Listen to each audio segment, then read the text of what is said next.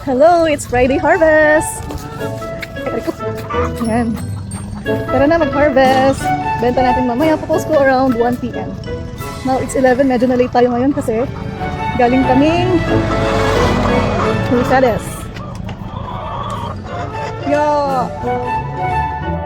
Meron na tayong isa. Check natin dito. Uy, ongoing pa siya. 2. Wow! Dito lagi yung spot, ano nila, favorite spot nila. And dito. Wait lang. Magnanakaw ako ng itlog.